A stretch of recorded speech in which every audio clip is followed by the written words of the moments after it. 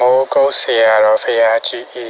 ခါမရှောင်မျိုးတရားတော်အားနာယူမှတ်သားကြရမှာဖြစ်ပါတယ်။လုံးစုံကုန်ပြည့်စုံတဲ့ပုဂ္ဂိုလ်မို့မောင်းတွေပါလေတောင်းတာဓမ္မတွေကြားဘူးတဲ့အတိုင်းမရှိတဲ့မောင်းမပေးပါဆိုတော့ဓမ္မနတ်တွေကကြားရတဲ့ဆက်ပြီးတော့မရှိမောင်းမှာသာစားကောင်းသေးတယ်ဆိုတဲ့ဉာဏ်သာနောက်ရံဝိပိဒကရဘုရားနောက်လိုက်တဲ့အခါမှာတဲ့ဒီလောကီဘက်ကသမထရယ်မှာဖြင့်ဘိညာဉ်ကုန်ရတယ်လို့မှတ်ကြတယ်ဒီကစေကုဒီဘသောတာဣရိဝိယစေတောပရိယဘုဝေနိဝါဒနုပ္ပိယထာကာမုပ္ပကဘိညာဉ်6ပါးလို့ရပါတယ်ဘိညာဉ်6ပါးရပြီးဒီကရနေတော့သူစိတ်ထဲမှာဘိညာဉ်နဲ့ကြည့်လိုက်ရှင်းလေကဘာတွေကြည့်လိုက်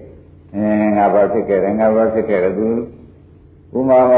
ကိုမြတ်တော်မောင်နိုင်တို့ခန္ဓာကိုယ်လည်းနောက်ဆက်ကြည့်လိုက်ရင်ဘာဖြစ်ခဲ့တယ်ဘယ်ဘဝဘာဖြစ်ခဲ့တယ်ဘယ်လိုသိခဲ့ဘယ်လိုကြည့်ခဲ့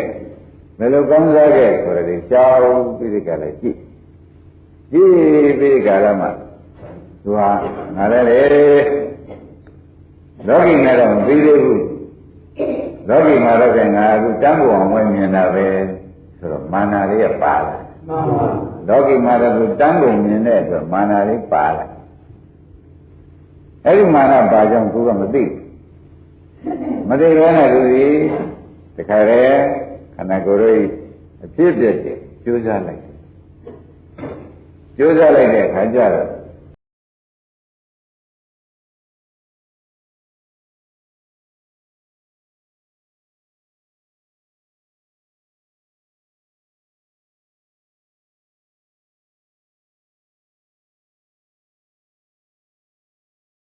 အဲ့လိုမြင်ကြတဲ့ပုဂ္ဂိုလ်ဘယ်နဲ့ကြောက်မရပဲရှိရမယ်။ဒါတော့ကမရှိကဘာနောက်ကဘာတွေကိုပုဂ္ဂိုလ်တ attva တိုင်းကြည့်လိုက်မယ်မြင်တာကြီးပဲကိုယ်ကြောင့်ကြည့်ပြန်လဲနောက်ပိုင်းကဘာဖြစ်ခဲ့တယ်ရှေ့ဘာဖြစ်လိုက်ဦးမယ်ဆိုရဲကိုသိနေတာပဲဒီလိုမြင်ကြတဲ့ပုဂ္ဂိုလ်ဘယ်နဲ့ကြောက်အာသောကုန်ခံနိဗ္ဗာန်ကိုညာနဲ့မနှောင်းနိုင်ပဲရှိရမလဲလို့စိတ်ထဲမှာအောက်မေ့ပြီးဒီကလာအထုတ်လိုက်ဖြစ်တဲ့ဒီဘက်အားထုတ်လိုက်တယ်လို့တရားဓမ္မတွေမှတ်ပါအားထုတ်ရတာဖြစ်တဲ့ဒီဘက်ဘယ်ပုဂ္ဂိုလ်မဆိုတော့လေဘယ်ပုဂ္ဂိုလ်မဆိုဖြစ်ခန္ဓာကိုယ်ကြီးဖြစ်ပြပဲအားထုတ်ကြရတာကြီးပဲအဲ့ဒီကိုအားထုတ်လိုက်တဲ့အခါကျတော့အာသောကုန်ခန်းတဲ့နိဗ္ဗာန်မျက်မှောက်ကိုမပြုတ်ဘူးဒုက္ခချုပ်တဲ့နိဗ္ဗာန်ကြီး तू မမြင်ဘူးဒုက္ခချုပ်တဲ့နိဗ္ဗာန်ကြီး तू မမြင်တာတရားဓမ္မတွေစောစောကစဉ်းစားတယ်လောကီမန်တဲ့ပြီးဒီကလာနေတဲ့အတွက်မရတာမှန်ပါဘူးဘောကြလောကီမန်တဲ့နေပြန်လို့ရှိရင်လည်းမရဘူးလို့မှတ်ပါမှန်ပါမာနတွေမက်ဖို့တားမြစ်တဲ့အဲပါတယ်လို့မှတ်တာပေါ့မှန်ပါကမ္မသံနိဝရဏဆိုတော့လောဘဆိုတာမာနနဲ့လည်းတွဲနေတယ်မှန်ပါအဲ့ဒါကြောင့်မာနလည်းမန်လင်းနဲ့အထုတ်လို့ရှင်းဖြင့်မရပါလားဆိုတာလေးလည်းဒီချက်မှတ်ပါမှန်ပါဒါပြန်မာနနဲ့အထုတ်တယ်မရပါဘူးအဲ့တော့ဘုန်းကြီးတွေကဓမ္မတွေအထုတ်သိကျင်တာကဒီပုဂ္ဂိုလ်မရတာထောက်လိုက်တော့အနည်းကပါဠိပြေပြီးတဲ့ဓမ္မမာနခံနေလို့လောကီမှာမြင်ကျယ်ပြီးဒီကရနေတာနဲ့မာနခံနေလို့မရတာလေအခုတိက္ကတိပိုင်အငုတ်ထုံမှာသေသေးချာချာဟောတာအဲ့ဒါလုံးလုံးတဲ့ခံကြလို့ရှိရင်ဖြင့်ခန္ဓာကိုယ်ဖြစ်ဖြစ်ပြီးရှုပြီးတိုက်တာရှုနေတဲ့အခါမှာမာနမပါကြပါဘူးနဲ့ဆိုတာကိုလည်းပြောလိုက်မှန်ပါပါနာခဲ့တော့ပုဂ္ဂိုလ်ဘယ်နဲ့ကြောင့်မရပဲရှိရမလို့ဆိုပြီးကြလားမာနနဲ့လို့ရှိရင်လည်းမရဘူးလို့မှတ်ပါမှန်ပါဒါရှင်ရှင်သာရိပုတ္တရာသူရှောက်တယ်တတိတော်ဗျာတဲ့ကဘာရီလျှောက်ပြီးကြတာကြည့်ပြီးဒီကလာဘယ်ဉာဏ်နဲ့ကြည့်ပြီးဒီကလာတိုင်းတာနဲ့မပြီးသေးဘူးယုံနာဖြစ်တဲ့ဒီဟာရှုံးမှပဲဆိုပြီးရှုလိုက်တဲ့အခါမှာတပည့်တော်ဟာအာသောကုန်ခန်းနဲ့နိဗ္ဗာန်ကြီးကိုမမြင်ရပါဘူးခင်ဗျာဆိုတော့မရဘူးပြောရတယ်မှန်ပါပြီးဒုတိယတခါပြီးတော့ကမရခြင်းမရဘဲနဲ့နေရမလို့ဆိုပြီးတပည့်တော်ပုံမူပြီးဒီကလာကျိုးစားလိုက်ပြန်တယ်ဗျာတဲ့မင်းကတဲ့ပုံမူပိဋကကကျိုးစားလိုက်ပြန်တဲ့အခါတပည့်တော်သတိလည်းရှိပါတယ်သမာဓိလည်းရှိပါတယ် ပတ္တိဆိုတဲ့စိတ်ကိုငြိမ်းစိတ်ငြိမ်းနဲ့ရှိပါလေထို့သောလိုလုံးလာဝိရိယပြင်းပြင်းထန်ထန်နဲ့သတိသမာဓိကျိုးစားလိုက်ပါဝိရိယကိုလုံးလုံးမမမကျိုးစားလိုက်ပြန်တယ်တတိတော့မရပဲဖြစ်ပါတယ်ဗျာခဏကမာနကြောင့်မရဘူးနော်အခုဝိရိယလုံးလုံးမရဘူးလို့မှတ်လိုက်ဒါနဲ့တတိတော့ဆက်ပြီးစဉ်းစားပြန်ပါလေဗျာတဲ့ဩနာခဲ့တဲ့ပုဂ္ဂိုလ်ကဘယ်နဲ့ကြောက်အာရောဂုံကလည်းနိဗ္ဗာန်ကြီးကိုညာဖြင့်မမြင်ပါလိမ့်မလဲမငန်းနိုင်ပါလိမ့်မလဲလို့ဆိုပြီးတတိတော့ဆက်ပြီးကြိုးစားပြန်တယ်ဗျာတဲ့ဘယ်နဲ့ကြောင့်မမြင်ပါလိမ့်မလဲဆိုပြီးဆက်ကြိုးစားပြန်မရတာပဲဒါကုက္ကုသကံဘယ်နဲ့ကြောင့်မရပါလိမ့်မလဲဆိုတဲ့ကုက္ကုသကလည်းလုံရင်းမှတ်တတ်တယ်ဘယ်နဲ့ကြောင့်မရပါလိမ့်မလို့ဆိုတာလည်းမထည့်ရဘူးဒီသုံးချက်ကိုသေချာမှတ်ပါလားရှင်တို့ကအထုတ်လို့မရဘူး။အဲဒါဖြင့်ဒိဗ္ဗသရုဒိဗ္ဗသတ္တဆိုတဲ့ဘိညာဉ်တွေရပြီးဒီကာလဩငါဘောတဲ့ပုဂ္ဂိုလ်ဟာဘယ်နဲ့ကြောင့်မရပဲရှိရမလို့ဆိုပြီးဒီကာလကလောကီအမြင်အမှန်တန်ကျဲနေတဲ့ပုဂ္ဂိုလ်ပဲဆိုပြီးလောကီဇာနေမာနတက်ပြီးဒီကာလဝိပဿနာဘက်ကိုကူးလိုက်ပါတယ်သမထကနေဥပဒနာပဲကုလိုက်ပြန်တော့ဟိုမှန်ကတဏ္ဍာကြီးပါပြီးဒီကလာနေတဲ့အတွက်လေတင့်နံပါတ်မှလည်းမရဘူးလို့မှတ်လိုက်မှန်ပါပါဒါပြန်မာနခံနေလေမရပါဘူးအထုတဲ့ပုဂ္ဂိုလ်တွေအတွက်မှလည်းအရေးကြီးတဲ့သုံးလုံးကိုသင်ပေးပြီဆိုတော့မှတ်ပါမှန်ပါအထက်တမဲ့ပုဂ္ဂိုလ်များလည်းထိုးတူပဲဒါပဲမရဘူးဆိုတော့မှတ်ပါနော်အောင်ညာလည်းမရနိုင်ဆင်းညာလည်းမရနိုင်လို့မှတ်လိုက်တာမှန်ပါနောက်ကြတော့ကဲတော့ဝရိယညံ့နေခြင်းပြီးဒီကာလကိုမြင်တော့မောင်ငယ်တို့ဝရိယပို့ပြီးကျိုးစားလိုက်ပြန်နော်မှန်ပါကျိုးစားလိုက်ပြန်တော့လေဒီပြန်တတိတွေကနေရာကြပါရဲ့သမာဓိတွေလည်းနေရာကြတယ်လေသူစိတ်ထဲမှာခြံပါရဲ့ကာယပတ္တိစိတ်ကပတ္တိတွေရပါရဲ့သို့တော့အာသောကုန်ခန်းတဲ့နိဗ္ဗာန်ကြီးအာရုံပြုနိုင်တဲ့အခြေအနေရောက်မရတယ်မှန်ပါဒါကဝရိယကြောင့်သွားလို့မှတ်လိုက်စမ်းမှန်ပါဒါနဲ့သူစိတ်ကကျိုးရတယ်ရှင်တို့လည်းရှင်သာရိပုတ္တရာရှောင်းနေတာနော်ဓမ္မတို့မှန်ပါဘယ်နဲ့ကြောင့်မရပါလိမ့်မလဲပုဂ္ဂိုလ်ဝင်လာတယ်မောင်းနိုင်မှန်ပါဘယ်နဲ့ကြောင့်မရပါလိမ့်မလဲဒါပါပါလိမ့်ပုဂ္ဂိုလ်ဝင်လာပြီးဒီခါဆက်ပြီးကြိုးစားလိုက်ဘယ်နဲ့ကြောင့်မရပါလိမ့်မလဲဆိုပြီးဆက်ကြိုးစားပြန်တော့လေပုဂ္ဂိုလ်ခံနေတာနဲ့ပဲအာသောကုန်ခန်းတဲ့နိဗ္ဗာန်ကိုညာအပြင်မမြင်နိုင်ပဲဖြစ်ပြန်တယ်မှန်ပါဘယ်နှခုရှိတော့သုံးခုရှိတော့ဒါဖြင့်မာနဥဒ္ဒစ္စပုဂ္ဂိုလ်ဘယ်နှခုပါလဲမာနပါရင်လည်းမရဘူးတော့တရားဓမ္မဥဒ္ဒစ္စဖြစ်နေတယ်မရပုဂ္ဂိုလ်ဝင်လာရင်မရသဘောကျကောင်းပြီဒါဖြင့်မက်ဖို့တမ်းမြင့်တဲ့တရားသုံးခုမာနဥဒ္ဒစ္စပုဂ္ဂိုလ်မှတ်တယ်နော်ငါကဲတော့ပုဂ္ဂိုလ်ဘယ်နဲ့ငါကဲတော့ပုဂ္ဂိုလ်ဘယ်နဲ့ကြောင့်မရပဲရှိရမလဲလို့မာနပြင်းပြန်တယ်မာနကြီးဟောင်းနေပြန်လဲလောကီကြံကိုအာကုပိမာနတက်ပြန်တယ်မရဘူးဥပဒနာကူးလို့မရဘူးတဲ့ဝရိယတွေလွန်ပြီးဒီကလာကိုယ်ကျိုးစားလိုက်မဲ့ဆိုပြီးသူတူလည်းပို့လိုက်ပြန်လို့ရှိရင်လည်းဒကာဓမ္မတို့မရဘူးဝရိယကြီးအစွမ်းထွက်နေလည်းမရဘူးရှင်းလားရှင်းပါဘယ်နဲ့ကြောင့်မရပါလိမ့်မလဲလို့ဆိုတဲ့ဘယ်အကြောင်းကြောင့်များဘယ်လိုဖြစ်လို့မရပါလိမ့်မလဲဆိုတဲ့ကုက္ကုစလည်းမလာပါဘူးနဲ့မှန်ပါဘယ်နဲ့ကြောင့်မရပဲဖြစ်နေပါလိမ့်မလဲဘယ်နဲ့ကြောင့်ဆိုတဲ့ကသူကုက္ကုစမရှိသေးဘူးလားရှိပါဘူးဘယ်နဲ့ကြောင့်မရပဲရှိနေပါလိမ့်မလဲလို့ကုက္ကုစဝင်နေပြန်လို့ရှိရင်လေဖြစ်တဲ့တော့တို့မှာပဲတဲ့ဒကာဓမ္မတို့နိဗ္ဗာန်တော့မရဘူးဘယ်နှခုရှိတော့သုံးခုရှိတော့တစ်နံပါတ်ကပါတဲ့နှစ်နံပါတ်ကသုံးနံပါတ်ကပုဂ္ဂုစာအဲ့ဒါအောင်းတယ်လည်းမရနိုင်အထက်မဲ့ကိုရပြန်လို့လာပြန်တဲ့ဒီသုံးခုတစ်ခုလွန်ကဲနေပြန်လို့ရှိရင်လည်းမရနိုင်ဘူးဆိုတဲ့ဥစ္စာကိုလေဒီနေ့ရှေ့ပိုင်းမှာဒကာဓမ္မတွေအထုတ်တဲ့ပုဂ္ဂိုလ်တွေမှာမရလို့ရှိရင်ဖြင့် ဒီသုံးခုတစ်ခုခုဖြင့်နှောက်ရှက်ရှိဖို့ဆိုတာဘုန်းကြီးဓမ္မတွေလေးစားစွာနဲ့ပဲမှတ်သားထားရမယ်မှန်ပါပါမာနရဲ့မာနကထောင်သွားတာနော်ဥဒိစ္စကဒီခါဝရိယလောင်များတော့ပြန့်လွန်သွားမာနကသူဒီသူ့ကိုယ်သူအထင်ကြီးမှုမာနသူ့ကိုယ်သူအထင်ကြီးမှုမာနအထင်ကြီးရနဲ့မရပြန်တော့ဝရိယကပိုလို့ပဲသဘောကျအထင်ကြီးရနဲ့မရပြန်တော့လေဝရိယရဲ့ပိုလို့တော့လေသမာဓိကညံ့သွားမှာပဲမညံ့ဘူးအဲဒီလိုတော့ညံ့တော့ကြောင့်လေမောင်နိုင်ခုနအရှင်နုဒာမှာကိုမြင့်တော့မရဘူးတဲ့ပါဠိတော်ဓမ္မတွေလေးလေးစားစားမှတ်စမ်းပါ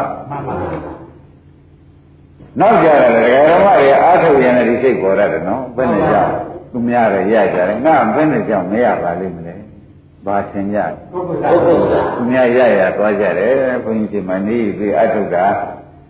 ဒုက္ခချုပ်သွားကြတယ်ဘယ်နဲ့ကြောင့်မချုပ်ပါလိမ့်မလဲဆိုပြီးအဲ့ဒီဘယ်နဲ့ကြောင့်မချုပ်ပါလိမ့်မလဲဆိုပြီးဒီကလာအားထုတ်နေပြန်လို့ရှိရင်လေဒီပုဂ္ဂိုလ်စားကဝန်းထဲမှာအပဲလို့ခေါ်ခံပြီးဒီကလာနေတော့ကြောင့်မရဘူးဘယ်နှခုရှိသွားသုံးခုရှိတော့ဩဒါဖြင့်ဓမ္မတို့တဲ့နာမဘယ်လိုပါလဲနဲ့နာမကသုံးနာမကဒါနဲ့ရှင်နေဥဒ္ဒါသူဟာသူအားထုတ်လိုက်တယ်ဒီသုံးခုသူလွန်နေတယ်ဒီသုံးခုဝင်နေတယ်ဆိုတာကိုမြင်တော့မောင်းနေလို့သူမေးမိရှင်တို့ကမေးမိမရင်ကြီးတော့ဩဘယ်ဆရာတော်ရှားမှတော်တော့မယ်ဆိုပြီးဒီကလည်းရှင်သာရိပုတ္တရာရှိသွားလိုက်ဆရာတော်ရှားမှပဲဆိုပြီးသွားတယ်ရှင်သာရိပုတ္တရာရှိသွားတယ်ရှင်သာရိပုတ္တရာကလည်းသူကဲ့သို့အပင်ဉ္ကရပြီးတဲ့ပုဂ္ဂိုလ်ဖြစ်အဲဒီလိုမျိုးကအားထုတ်နေတော့ကောမာနကတစ်ချက်ခံလိုက်ဥဒိစ္စကတစ်ချက်ခံလိုက်ပုဂ္ဂိုလ်စားကတစ်ချက်ခံလိုက်သူပဲရမလဲဆိုတော့ဘုရားဘုရင်နဲ့ကြည့်တော့တယ်မောင်းနေသိမှန်ပါပါဒါနဲ့သူကသွားလျှောက်တဲ့အချိန်မှာရှင်ရတဲ့ပြီးတော့ဝိညာဉ်နဲ့လျှောက်ပြီးကြတယ်ကြည့်လိုက်တဲ့အခါကျအကုန်မြင်လာပါပဲဗျာပုဂ္ဂိုလ်တ attva တွေအကုန်မဲ့ဘယ်သူဘာဖြစ်ခဲ့တယ်ဘယ်သူပဲလို့သေးလို့ဘယ်သူပဲလို့ကြေခဲ့တယ်ဘယ်သူကစေကျိုးတဲ့မှန်တာဘယ်နှခါဖြစ်ခဲ့တယ်ဘယ်သူကဘယ်တော့မှပါရမီဆူရုဘယ်လိုပန်ခဲ့တယ်ဒါတွေအပြီးတော့ကိုမြင်ပြီးကြတော့ကဲတဲ့နဲ့မပြီးသေးပါဘူးလေဝိပဿနာပဲနှမ်းမအောင်မယ်ဆိုပြီးနှမ်းလိုက်တဲ့အခါမှာငါကဲတဲ့ပုဂ္ဂိုလ်တော့အမြင်ထူးခြားနေတဲ့ပုဂ္ဂိုလ်ဘယ်နဲ့ကြောင့်မရမလဲဆိုပြီးပြီးတော့တတိလည်းထားပါတယ်သမာဓိလည်း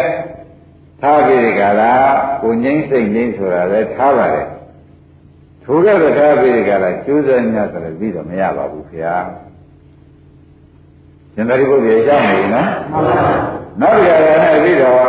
ဘယ်နဲ့ကြောင့်မရမလို့ဝရိယကျိုးစားလိုက်လို့ရှင်ရမှာပေါ့ဆိုပြီးပြီးတော့ဆက်လက်ပြီးကြလားဝရိယတစ်ခါကဲရဲလေးနဲ့ခက်လွန်လွန်လေးနဲ့ကျိုးစားလိုက်ပြန်တယ်တပည့်တော်မရပဲဖြစ်နေပါတယ်နိဗ္ဗာန်ကိုမျက်မှောက်ပြုနိုင်ဘူးဒါနဲ့တပည့်တော်ဘယ်နဲ့ကြောင့်မရပါလိမ့်မလို့ဆိုပြီးဒီကရစိတ်ထဲတော့ပေါ်လာလို့မဲ့ဆက်အထုံးမဲ့ဆိုပြီးဆက်အထုတော့လဲမရပါဘူးဗျာဆိုတော့ရှင်သာရိပုတ္တရာအဖြေပေးလိုက်မာနဥဒိစ္စဘုဝိစ္စမင်းခံနေတယ်ကွာဒါတွေလာပြီးမင်းတယ်တော့မှရမှာမဟုတ်ဘူးဟောရှင်သာရိပုတ္တရာဖြေပေးပြီဒီကရမတော့မာနရဲ့ဥဒိစ္စအဲ့ဒါဘုန်းကြီးတို့ဒီကရမတွေဒီတရားကိုဟောရခြင်းဒီတရားကိုရှင်းရင်းကထားပြီးဒီကလာဟောရခြင်းဒီဓမ္မတို့အလုသမားမှာရေးကြည့်လို့သတိပေးတရားတွေလည်းမှတ်လိုက်သမ်းပါမှန်ပါရှင်းမလားမာနရှိလဲမရပါဘူးဥဒိစ္စရှိနေမရပါ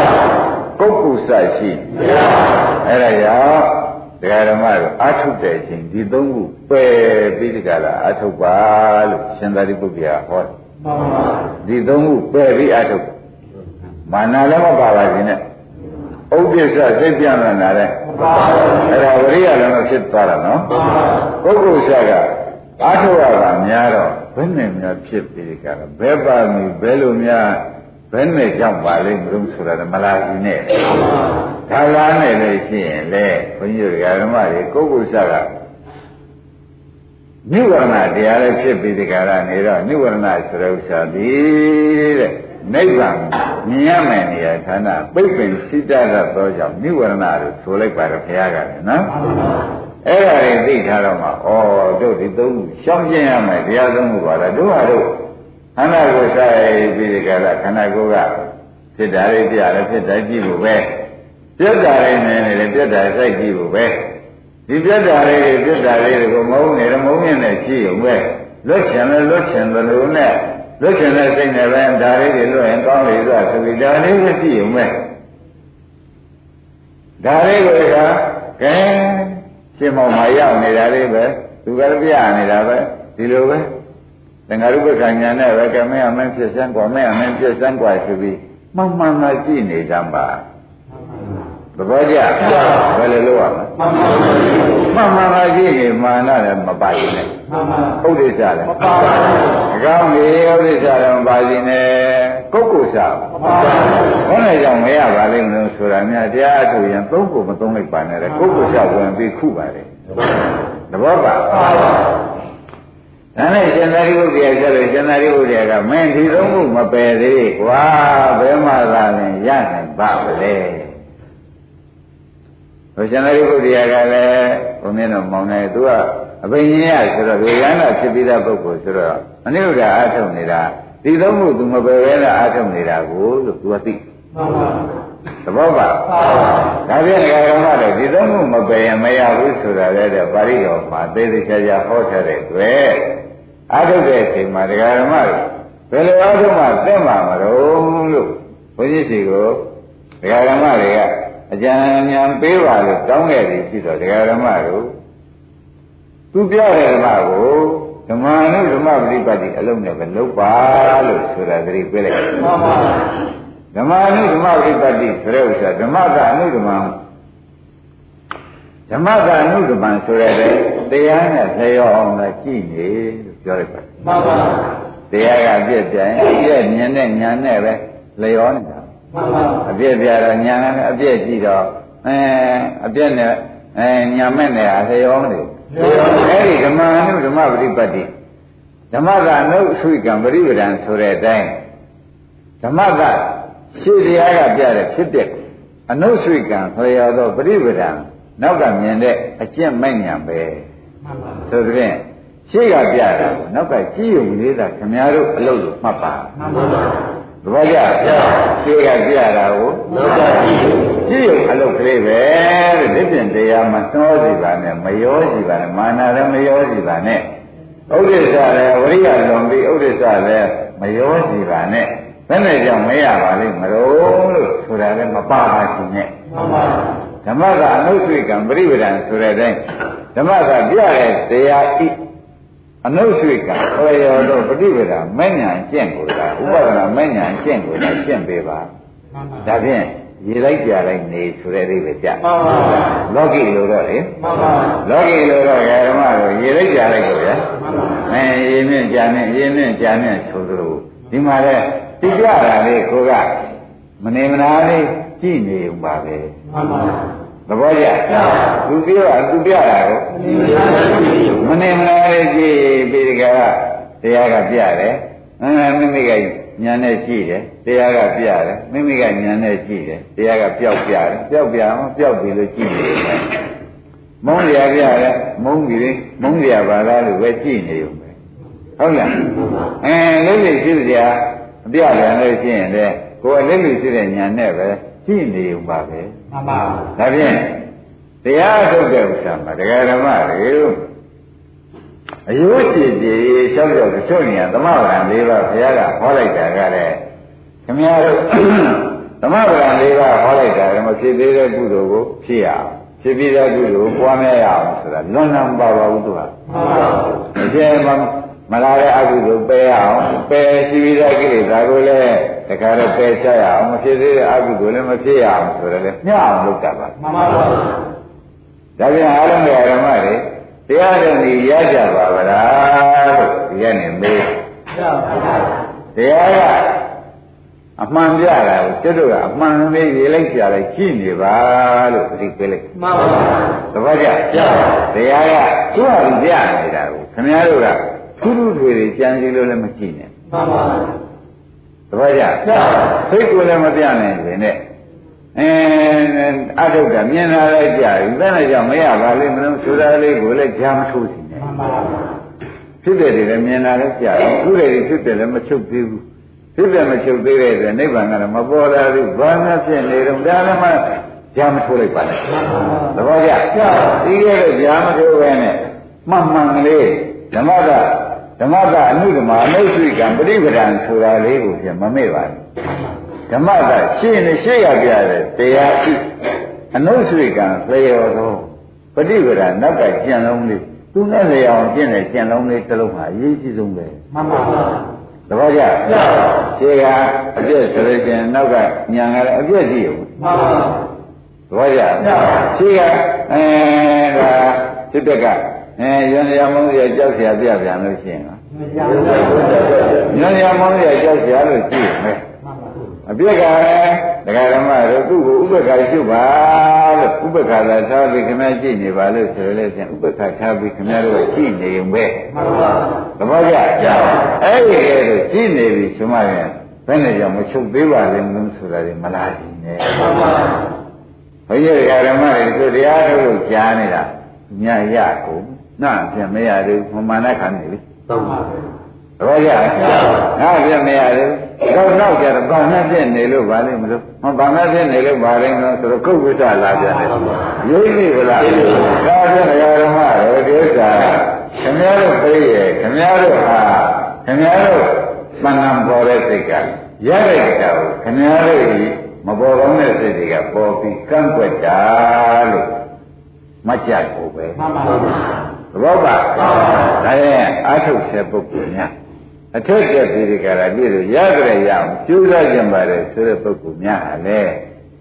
ရှင်းသာရိပုတ္တရာကဒီသုံးခုရှောင်กว่าမှန်ပါသတိပေးလိုက်တယ်နော်မာနလည်းရှောင်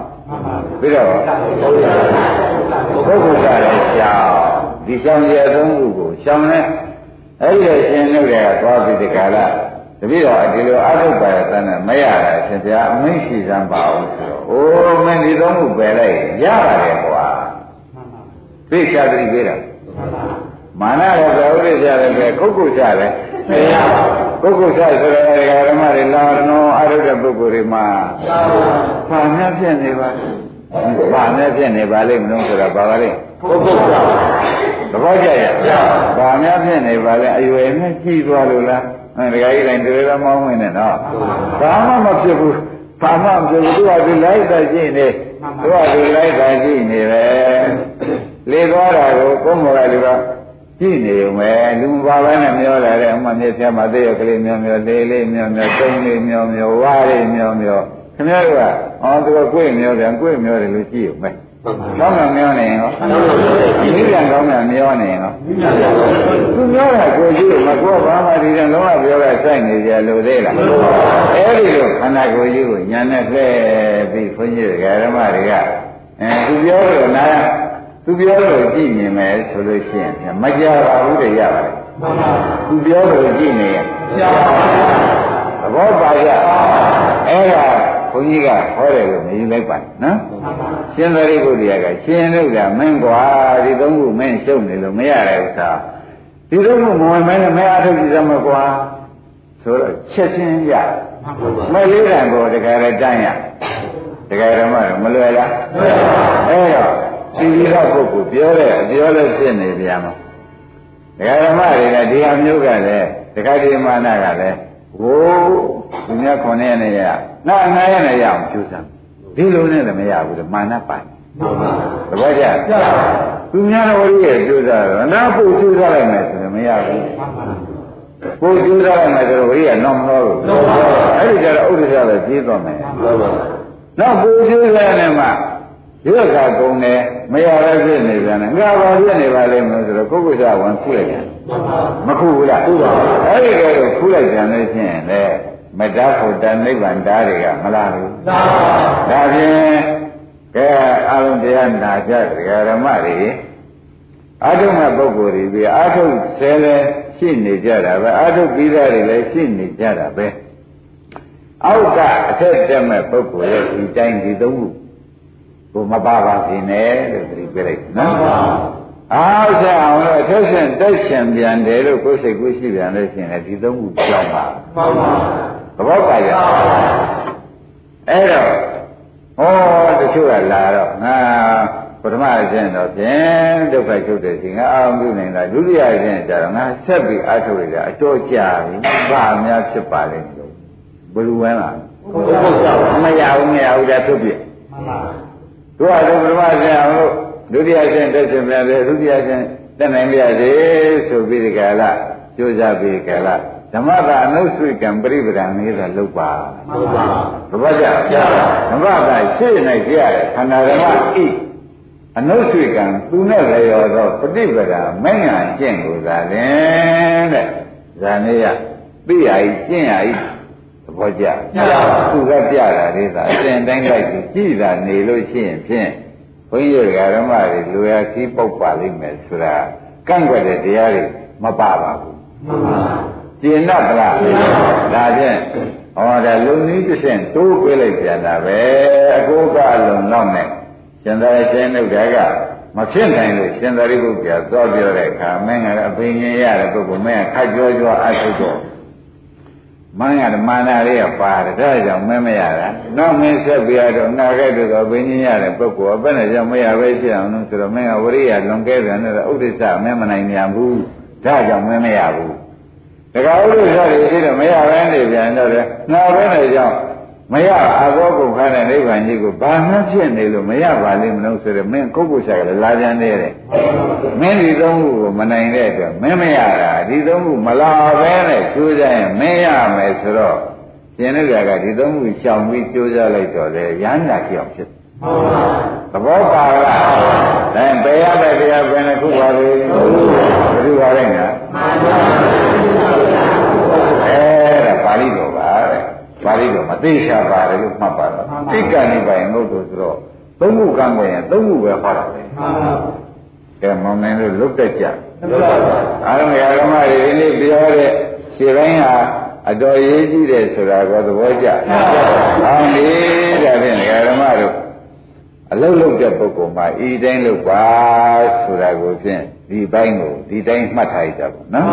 မမေ့စီကြနဲ့နော်မမေ့စီနဲ့ရေးကြည့်တယ်ဒါနဲ့မနေ့ကတရားဆက်ကြပါစို့မနေ့ကတရားက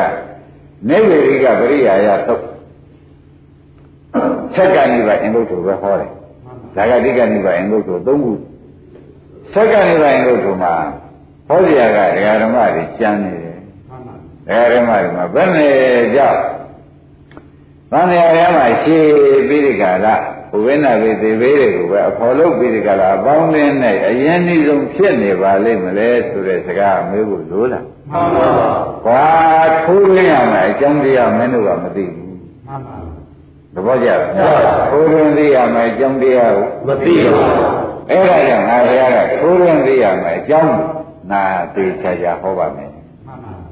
ထိုးရင်းသိရမယ်အကြောင်းကိုမင်းတို့ကထိုးရင်းပြီးဒီကလာမသိတဲ့အတွက်ဥပိ္ပနာဝေသေဘေးမရဲလေး96ပါးတော့ပေးတယ်ကောမင်းတို့တွေကလည်းဆိုလို့ရှိရင်မင်းတို့ကိုယ်ပိုင်ပြည့်ဖြစ်ပြီးဒီကလာနေတော့တယ်ဆိုတဲ့ဥစ္စာဘုရားကဟောလိုက်အဲ့ဒါဖြင့်ယနေ့60ပါးဟောရတယ်မှာဒကာဓမ္မတို့ဘာဟောရမလို့လို့ဆိုလို့ရှိရင်ဖြင့်တဲ့ကာမကိုလည်းသိရမယ်နော်ကာမဖြစ်ကြောင်းကိုလည်းသိရမယ်ကာမ၏ထူးခြားပုံကိုလည်းသိရမယ်။ကောင်းပြီကာမ၏အကျိုးပေးကိုသိရမယ်။ကာမ၏ချုပ်ရာကိုသိရမယ်။ကာမ၏ချုပ်ရာချုပ်ကြောင်းကျင့်ကိုသိရမယ်ဆိုတဲ့ရေပေါင်းများစွာဟောလာတယ်ဒီ6ချက်အစင်ကားတော့အကြီးပဲသွားမှာပဲ။မင်းတို့ကကွာတဲ့ကာမလည်းသိဖို့အရေးကြီးတယ်။ကာမဆိုတာမင်းတို့မှတ်ထားကြပါတဲ့ကာမဆိုတဲ့ဥစ္စာမင်းတို့သဏ္ဍာန်ထဲမှာကာမေတ္တိကာမောကာမေတ္တိမင်းတို့သဏ္ဍာန်နဲ့လိုချင်တတ်တဲ့သဘောလေးခင်တတ်တဲ့သဘောလေးမင်းတတ်တဲ့သဘောလေးကာမလို့ဖတ်သမှာဘောကြခင်မင်းတဲ့သဘောလေးအဲ့ဒီကာမကတော့ဩခင်မင်းတဲ့သဘောလေးကခင်ဗျားတို့ကတော့ဘယ်လိုယူကြတော့လို့တရားနာတရားနာတဲ့ဓမ္မတွေတော့ဝေလူလေးရှိတယ်တော့အမေးထုတ်လို့ချင်းဩခင်တတ်မင်တတ်တဲ့စိတ်ကစိတ်ကောင်း ချို့ကလည်းလူမြင်မဲ့ဆောင်ထိုးလူမြင်မဲ့ဆောင်ထိုးသူတို့ကတော့ဒီစိတ်တောင်းရှိပါဘူးခင်တတ်မင်တတ်ပါတယ်ဒီလိုမပြောကြဘူးအဲ့ဒါကာမလေဒကာဓမ္မခင်တတ်မင်တတ်တဲ့စိတ်ကလေးကဘာပါလဲကာမပဲတဲ့အဲ့တော့ဒကာဓမ္မတို့ဒီကာမကိုလည်းသိထားရမယ်ဟောခင်တတ်မင်တတ်တဲ့စိတ်ကလေးကဘာပါလဲကောင်းပြီတဲ့ဒီကာမလေးကိုမသိတဲ့အတွက်ခင်ဗျားတို့ကဒါစိတ်ကောင်းလေးပဲလို့အောင်းမိနေတယ်မောင်းမိတယ်စိတ်ကောင်းလေးပဲလို့အောင်းမိလို့ရှင်ကာမဲဆိုတာအလိုရှိတတ်တာကာမဆိုတော့သူကခင်ဗျားတို့တယောက်တယောက်ဉာဏ်တော့ဖြစ်ပါတယ်ကမ္မရေကျင်နာပါတယ်ဆိုတဲ့အသွားတွေဟာ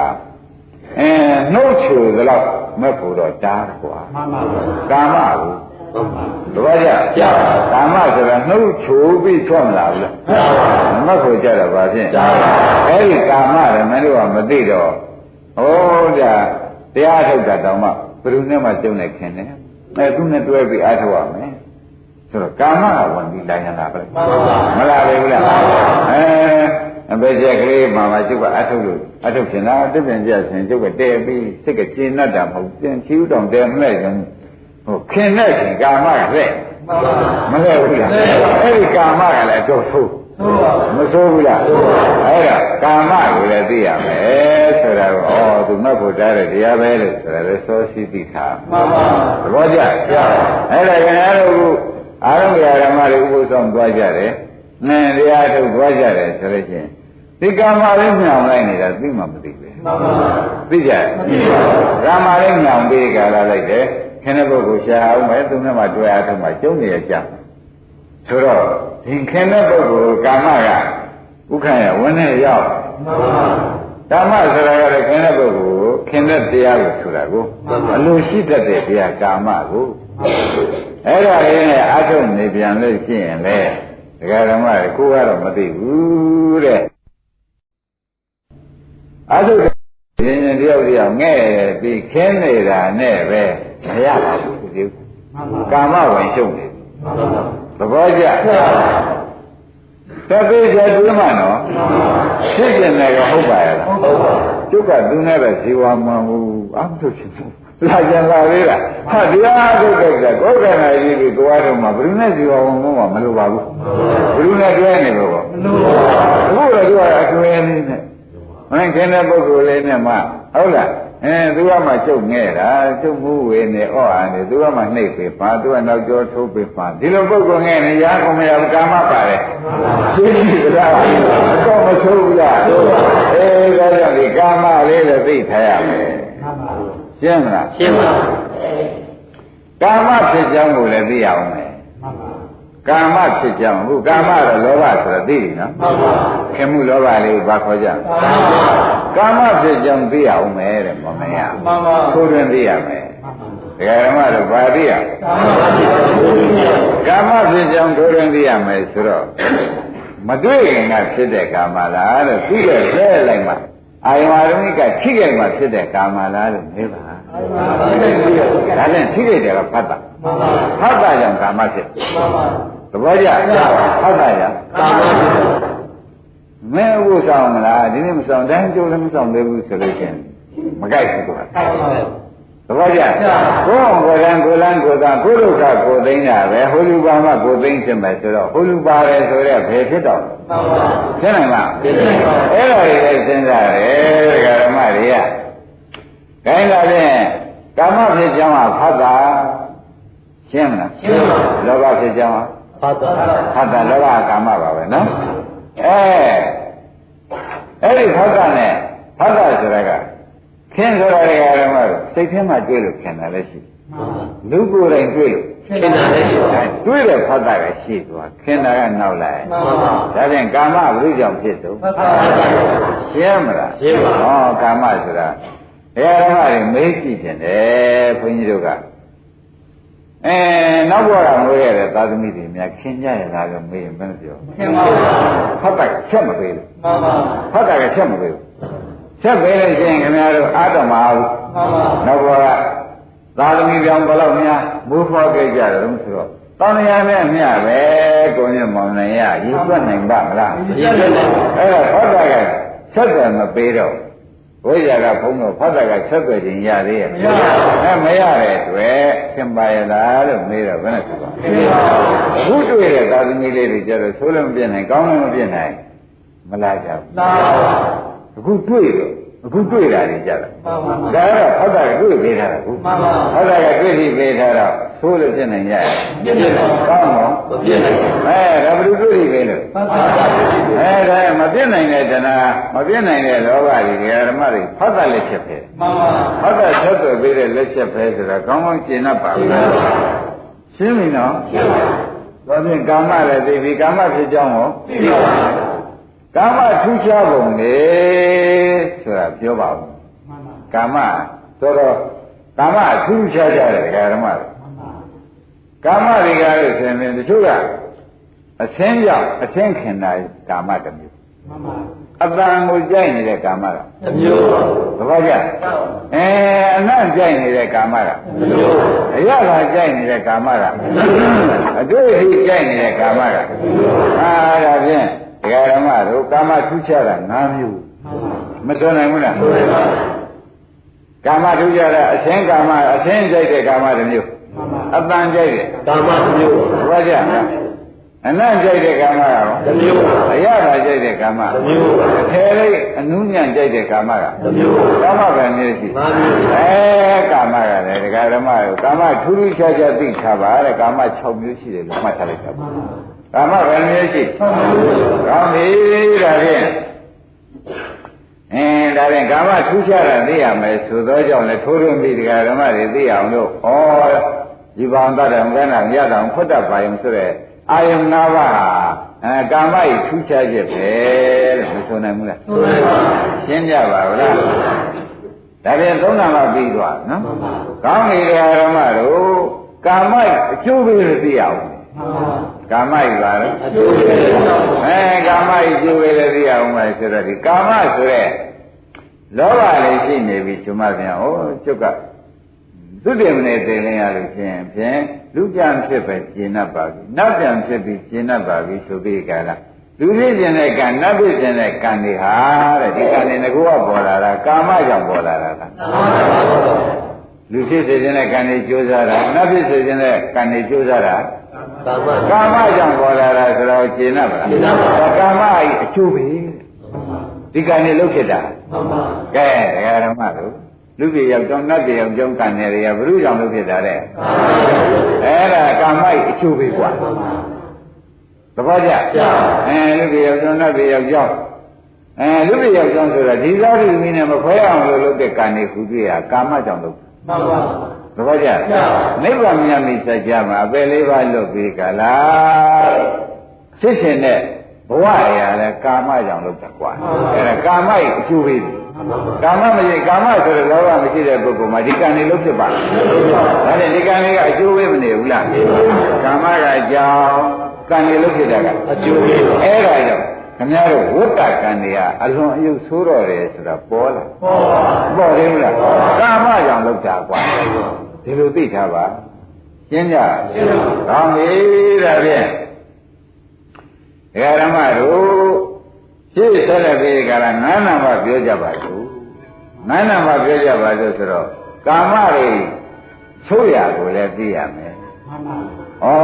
ဖြင့်ကာမတွေချုပ်ရဆိုတော့အာယုံ၅ပါးချုပ်တဲ့နေရာနိဗ္ဗာန်ပဲကာမတွေချုပ်ရနိဗ္ဗာန်သဘောကျဒါဖြင့်ဓမ္မတို့ကာမတွေချုပ်ရသိတော့ကာမတွေချုပ်ရကိုဘယ်လိုကျင့်မှချုပ်မယ်ဆိုတဲ့အကျင့်ကိုလည်းသိရလိမ့်မယ်မသိရဘူး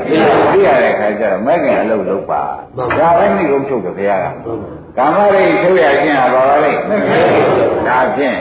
မဲ့ခင်ဒီဘယ်ဟာလို့လုပ်ရမှာပါလိမ့်မလဲလို့မေးဖို့မလိုဘူးမဲ့ခင်ဘယ်ဟာလုပ်ရမလို့ဆိုတော့ဓမ္မတို့ကာမကိုလည်းရှုနိုင်တယ်ကာမရဲ့အကျိုးတွေကိုလည်းရှုနိုင်တယ်ကာမကြောင့်ဖြစ်တဲ့အထေတွေကိုလည်းရှုနိုင်တယ်မရှိနိုင်ဘူးရှုနိုင်ပါဘူးဒါဖြင့်ဓမ္မတို့ခန္ဓာ၅ပါးတရားကားလို့ဆိုလို့ရှိရင်၅ပါးအာယုံကာမဝါဒီခန္ဓာ၅ပါးတဲ့အပြည့်စုံမရှိဘူးလားရှိပါဘူးဒါဖြင့်ဓမ္မတို့ဒါခန္ဓာ၅ပါးနော်ခန္ဓာ၅ပါးဒီကားလို့ဆိုလို့ရှိရင်ဖြင့်တဲ့ ကာမိတိကာမအလိုရှိတဲ့ကာမကာမိတိကာမောဆိုတဲ့အလိုရှိအပ်တာကဟောဒီဒကာဓမ္မတို့ခန္ဓာ၅ပါးအလိုရှိတတ်တာကတဏှာကာမဒါကဝဋ္ထုကာမသဘောကျဒါကိလေသာကာမ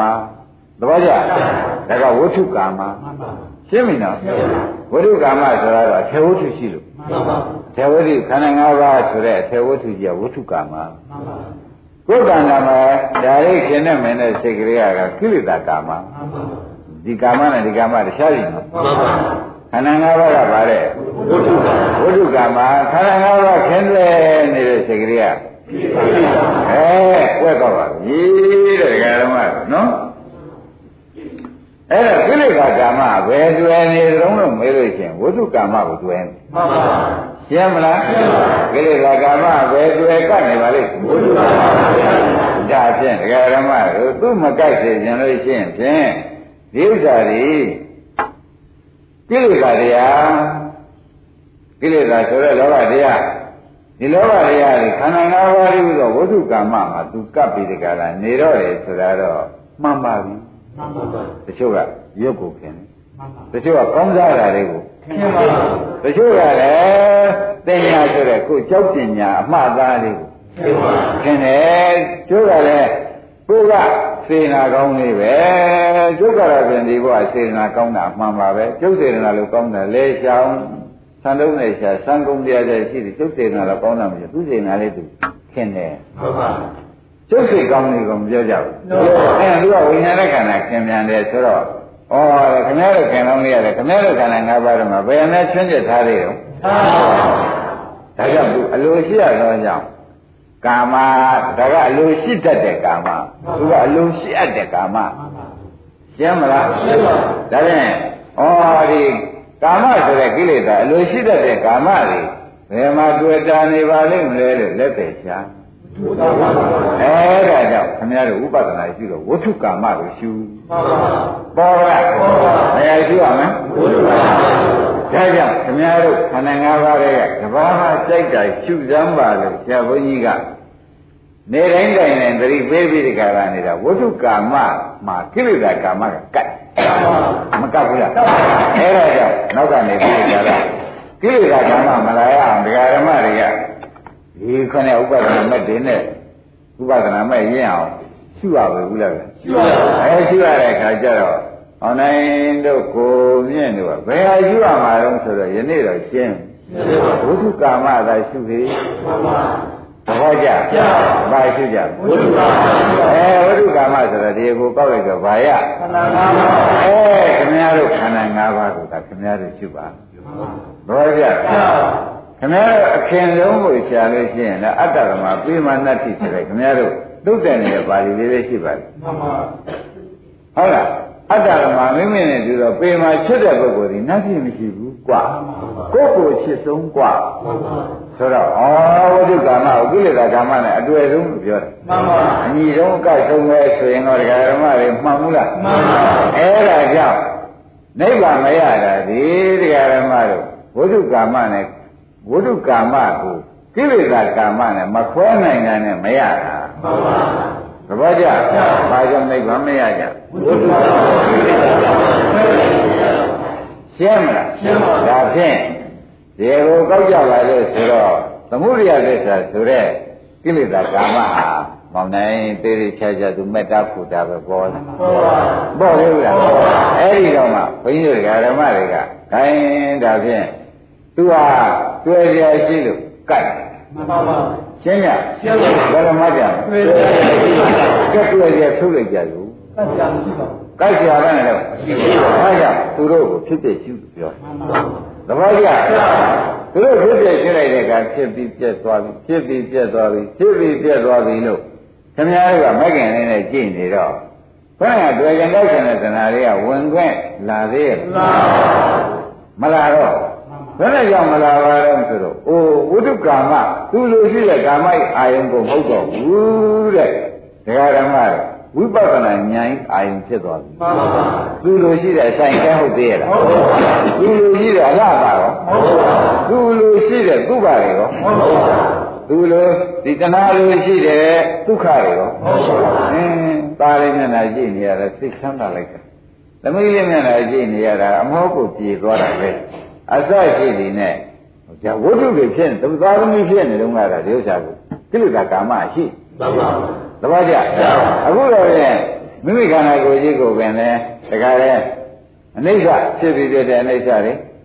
ခဏခဏဆင်းရဲတဲ့ဒုက္ခဘယ်သူမှမပိုင်တဲ့ဖြစ်တဲ့အနတ္တတွေဒါတွေကိုဆရာဘုန်းကြီးကလည်းကြည်ခိုင်းဘုရားကလည်းကြည်ခိုင်းတဲ့အခါကျတော့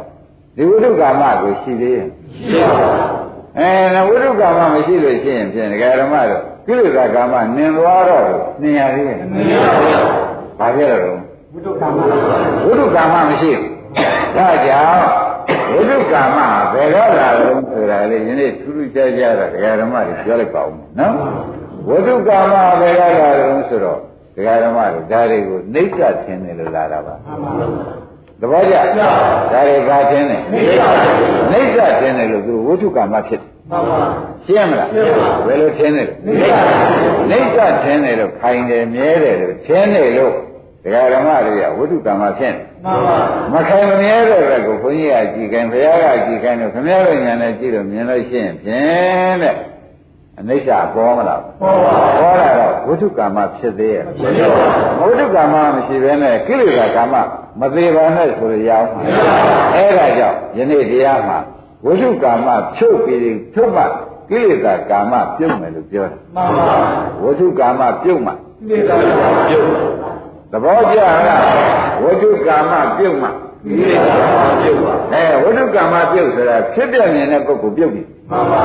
ဖြစ်ပြနေတဲ့ပုဂ္ဂိုလ်ဒီကားလို့ဆိုလို့ရှိရင်ဝေဒနာကြီးလို့ဖြစ်ပြနေတဲ့စိတ်ကြီးလို့ဖြစ်ပြနေတဲ့ရုပ်ကြီးလို့ဖြစ်ပြနေတဲ့မြင်ကြတာမြင်ပါဒကာဓမ္မတို့မြင်တာဒီဝိတုကာမပြုတ်တာမှန်ပါဝိတုကာမပြုတ်တဲ့အခါကျတော့ကိလေသာဒီဥသောတရားအထူးပယ်ရသေးတာလို့ဆိုတော့တွေ့တရားမရှိလို့အတွေ့ပြုတ်ပါပြီမှန်ပါသဘောကျတွေ့တရားမရှိလို့ပြုတ်ပါသေသေးချာချာမရှင်းဘူးတဲ့ဓမ္မတွေဒါကြောင့်ခဏကပြောရတဲ့စကားလေးတစ်လုံးကိုသေချာဝိတုကာမသည်နှိစ္စကလာတာဝိတုကာမနှိစ္စကျန်တော့လာတာနော်နှိစ္စမထင်ခဲ့တော့ဒါဖြင့်ခင်ဗျားတို့အနိစ္စနိဗ္ဗာန်ရောက်တဲ့အကြောင်းဟာရှင်းသွားမရှင်းသေးဘူးလားဒါကြောင့်ရာဝလာဟောတယ်ရာဝလာမှာရာဝလာကဘုရားရဲ့ရှိကဆောင်းရကြွားဆန်းလိုက်ကြတယ်ရောင်ကြီးတွေပါနေနဲ့ကြည့်လိုက်ရောင်ကြီးတွေပါနေနဲ့ကြည့်တော့ဟိုငါကြီးဖတယ်မိတော့ခုကြည်စမ်းတင့်တယ်လိုက်တဲ့ဖြစ်ချင်းမပြောနဲ့ဒါခုသာနာပေါင်းမှာဒီလိုဖြစ်နေတာလူဖြစ်နေတာဆိုစကြဝဠာမင်းကြီးဒီလိုပဲတင့်တယ်နေမှာပဲဘာလို့မင်းနေရကြသူ့ဖခင်ရုပ်တဏ္ဍာကိုသူလမ်းဆုံးပြီးတကလားတခါတည်းသူကနောက်ကနေပြီးငါလည်းအဲ့ဒီအချိန်မှာကြည်စမ်းစကြဝဠာမင်းသားတော်ကြီးဆိုတော့ဖြစ်ရတော့မယ်ဖောက်ပြန်နေတာဦးနောက်ကဆုံးတာပဲဖောက်ပြန်နေတာနှိစ္စနမိတ်တော့ရင်းနေလားအိမ်နေရတယ်ထင်တယ်နမိတ်ဘုရားကြီးအနိစ္စသူရှိဖြစ်သေးရလားမရှိပါဘူးမရှိဖြစ်တဲ့အတွက်သူတရားအခုဘုရားဖြစ်နေလို့သာနာပုံဝင်လာလို့ဒါခုတင့်တယ်တင့်တာမြင်ရတယ်လူဖြစ်ခဲ့လို့ရှိရင်စကြဝဠာမင်းကြီးသေသေးချာချာတင့်တယ်မှာပဲတင့်တယ်ခဲ့လို့ရှိရင်သူတင့်တယ်လို့ရှိရင်ငါလည်းသားတော်ကြီးဖြစ်နေဆိုတော့လေကျွန်းဆိုရတဲ့သားတော်ကြီးတဲ့အပါဝင်ဖြစ်မှာပဲဘုရားကသိရောက်လာဖောက်တယ်ဆိုတာဒကာဓမ္မတို့မသိတဲ့ခါရောက်လာဖောက်ပြီဆိုတာဆုံးမသွားရင်ခဲ့တယ်လားရိပ်မိဘူးလားဆုံးမသွားရင်ကျသူ့ဘာခမည်းတော်ကရှေ့ကသွားတာတင့်တယ်နေတာနဲ့ပဲသူကနေသိတဲ့ခါလာရင်ငါလည်းဒီလူရတဲ့ဖြစ်ဒီလိုပဲသားတော်ဖြစ်နေအမှန်တင့်တယ်မှာပဲဆိုပြီးနိစ္စနမိတ်ကြောင့်ဒီမာနတက်တယ်အဲ့ဒီဘုရားရောက်လာထိုင်กว่าဒီဘုရားရဲ့သဗ္ဗံတရားမှာနေတိုင်းခင်းရဆိုပြီးတိုင်ပြီးတော့ရောက်လာဟောရှာတယ်အာနိမိတ်တင်္စဘာဝေဟိမာနာနုပြမဟုတ်ကြသောမာနာဝိတမယဥပဒံသောစရိတ်တိရောက်လာတက်ပါရောက်လာဆိုတော့ဒီကရောက်လာအာနိမိတ်တင်္စနိစ္စမထင်မဲနဲ့အနိစ္စဆိုတဲ့နမိတ်ကိုဘာဝေဟိမင်းပွားလိုက်တာအနိစ္စရှုလိုက်တာမခန္ဓာအနိစ္စရှုမခန္ဓာအနိစ္စရှုသဘောကျ ခေါင်းကနေကြနမိတ်ကြောင့်သူမာနဖြစ်တာရေးမိကြဒါကြောင့်အနိမိတ်တင်ဆိုအနိမိတ်တဲ့အမြင်ရတဲ့အိဋ္ဌနုပဒနာကိုဘာဝိမင်းဒီနေရာပွားလိုက်ဒီနေရာပွားရင်မတွားရမယ်ဒီချိန်သူရဟနာလည်းဖြစ်သေးတော့ဒါပေါ်နေသေးတာကဲဒါဖြင့်ဒကာဓမ္မတို့အိဋ္ဌနမိတ်ကြောင့်ခေါင်းကဓမ္မကိလေသာကာမလာတယ်ဆိုတော့သဘောကျဘယ်ကြောင့်လာပါလဲအိဋ္ဌရှင်းနေတာနဲ့နော်သူ့ဘေခန္ဓာကြီးကိုလည်းသူအိဋ္ဌမမြင်ဒုက္ခနာရောအိဋ္ဌ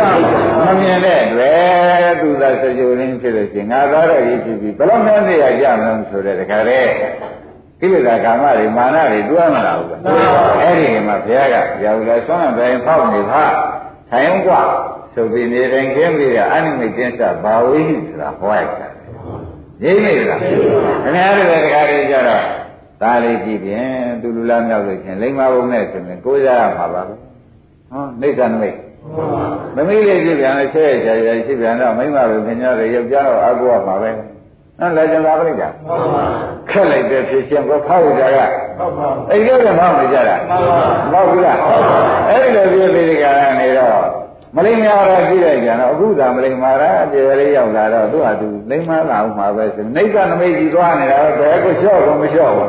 လျှော့သေးရလားတယ်လဲဆိုပါလားဓမ္မအဲ့ဒီမှာခင်ဗျားတို့ဒီကဏ္ဍကြီးပေါ်မှာဒီကောင်းကအလိုရှိတဲ့ကာမဟာမောင်နိုင်ခွဲကိုမခွဲတော့ကိုမြင်ခွဲရရဲ့အဲ့ဒါကြောင့်ခင်ဗျားတို့အကြည့်ရှုကိုပဲဥပဒနာညာနေရာတိုင်းသတိထားကြတယ်နော်မထားလို့ရှိရင်ခင်ဗျားတို့အိမ်ထဲကတော့ဖောင်းနေတာပဲအမေကမြတ်နာဝတာရင်းကြီးကြည့်လိုက်ကြတော့တို့မေတွေကတော့ရှာမရှာအကိုရတယ်နည်းနိစ္စနမိတ်နဲ့ပြောလိုက်ကြအကိုရတယ်ဆိုတော့မာနတနာမလားဘူးလားသာသမီလေးတွေကြည့်ကြတယ်သူတို့ဒီကားလို့သင်ချဲ့ချာချာလေးတွေသူတို့ဟာသူတို့တော့ပဲလုံတော့ပါပဲသူတို့တော့မဘူးပါဘူးအစောရှိတင်နေခင်ဗျားတို့ဒီနိစ္စနမိတ်ကြည့်ပြီးဒီကလာအာကိုလိုက်တဲ့ခါလဲအာကိုလိုက်တယ်ခန္ဓာပိုးတဲ့ခါလဲပိုးလိုက်ကြခန္ဓာ၅ပါးကိုနိစ္စထင်လို့လာတာလေသဘောကျဥပထင်လို့လာတယ်နိစ္စထင်လို့လာတယ်သဘောကျအဲ့ဒါခင်ဗျားတို့အိမ်မနေလို့ရှိရင်ပြန်ဒါပဲလေကြည့်နေတာမကြည့်ပဲဘူးလားကြည့်ပါ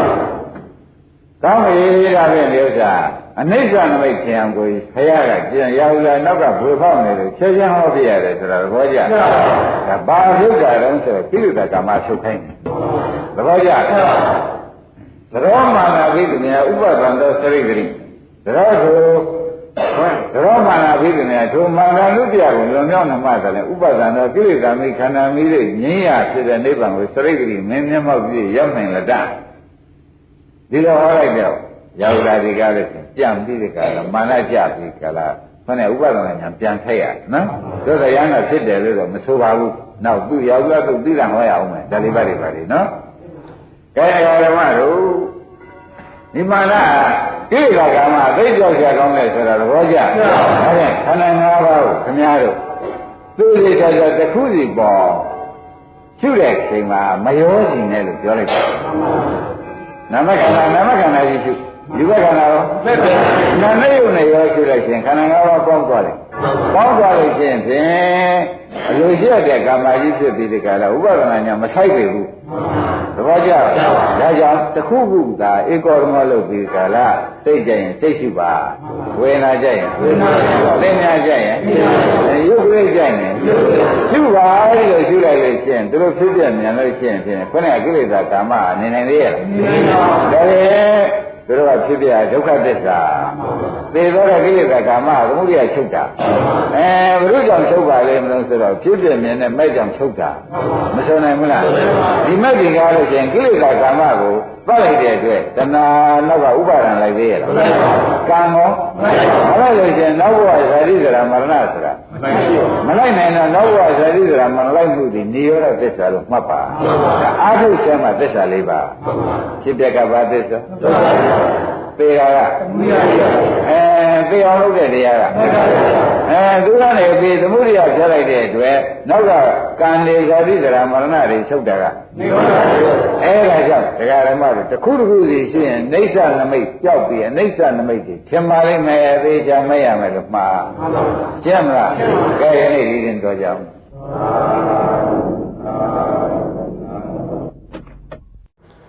မမိတ်ဆွေများအားလုံးစိတ်ချမ်းသာကိုယ်ရှမ်းသာစွာဖြင့်တရားအားထုတ်နိုင်ကြပါစေ။